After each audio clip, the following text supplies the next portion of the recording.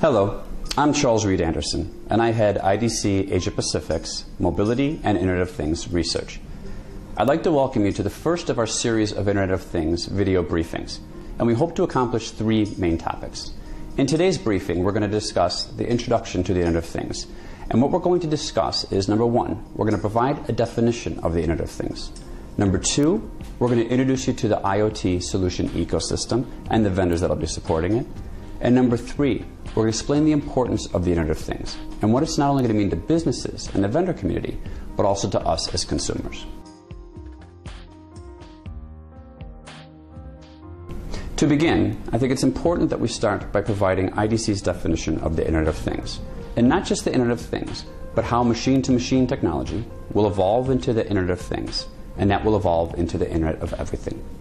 To start off, machine-to-machine technologies have been around for nearly 30 years, and it involves a device that captures an event that's then transmitted over a network to an application and translates it into meaningful information. But those are just words. What I'm going to attempt to do is give you a scenario so you understand how this can actually be implemented in the real world. There's a shipping company in Hong Kong that ships potatoes on refrigerated containers from the US to Hong Kong. And what they have is a device that sits inside of their container that captures an event. And that event is the temperature, humidity level, and carbon dioxide level inside the container. And it transmits it to an application that can be read in the control room. And someone can see whether it's getting too warm in the container or there's too much moisture in the air. And they can send somebody out to that container and take actions to correct it. But that's still a bit inefficient because it involves us having to send somebody physically there. So what we want to see is machine-to-machine evolve into the Internet of Things. And IDC's definition is, it's a network of uniquely identifiable things that communicate without human interaction using IP connectivity. So in that same scenario on that shipping container, once you're already capturing the information and it goes into an intelligent system, that system should automatically know that it needs to open an event or it needs to turn on the dehumidifier. So it can then initiate those next actions without having to rely on human interaction. And finally, Internet of Things will evolve into the Internet of Everything. And this is the bringing together of people, process, data, and things to make network connections more relevant by turning information into actions.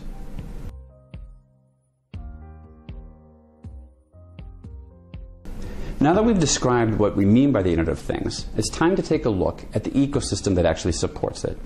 And the ecosystem starts out with the modules that connect over a network through a platform and generate the information on that application. But what's happening between those different devices is that you're actually having a bunch of information transmitted back and forth, and we're capturing that information. But what's going to be growing and what's really going to drive the Internet of Things is the development of the intelligent systems by leveraging that analytics and initiating those next actions. Now, all of these components need to be secured, and then you need a vendor who can come in and pull together the multiple products from multiple vendors that create that single Internet of Things solution.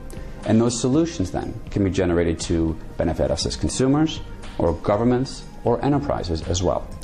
And this ecosystem is actually quite exciting, and it's quite sizable already today in 2014. Currently, in Asia Pacific, excluding Japan, the market size for the IoT ecosystem exceeds $600 billion US. And by 2020, that number is going to exceed 2.4 trillion. And now that we know that the market size is there, what does it actually mean and why does it matter? Well, for us as consumers, you're starting to see a lot of interesting solutions out there already. The consumer wearables like the fitness bands and smartwatches are capturing more information and starting to add more value to our everyday lives. You're seeing smart home solutions that change the way we manage our home, whether it's from monitoring electricity, our appliances, or our security. From a business perspective, IoT is going to create numerous opportunities, but also threats. Technology can be a great leveler. It'll allow people to come after your market or allow you to move into market adjacencies. But either way, it's going to change the way that we interact with our internal and external customers and with the vendors that sit in the value chain.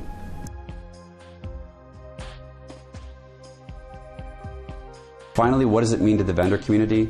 Well, quite simply, the market opportunity is just too large to ignore. We look at ICT spend today and IoT spend in the future, and you see that it's starting to come together. and it's going to generate a lot of opportunities.